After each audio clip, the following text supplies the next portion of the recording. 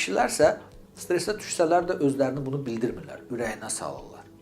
Çox pis vərdişlər olduğu yerdə ya alkoqol istifadəsi, ya uyuşdurucu, ya cürbəcür narkotik vasitələrdə əl atmaq bu heç yaxşı bir vəziyyət deyil.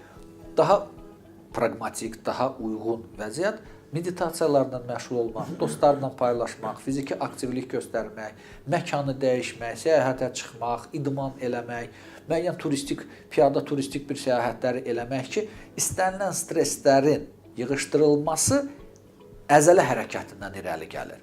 Bu da elmdir. Dahi Seçinov demişdi ki, elə bir proses yoxdur ki, sinir hüceyrəsindəki özünü əzələ gərilməsində əks etdirməsin. Yəni, istənilən əsəb gərginliyi, stres faktorları və s. onları yalnız fiziki aktivliklə yox eləmək olar. Düzgün fiziki aktivlik ya idmandır, ya rəqsdir və xoş bir hərəkətlərdir.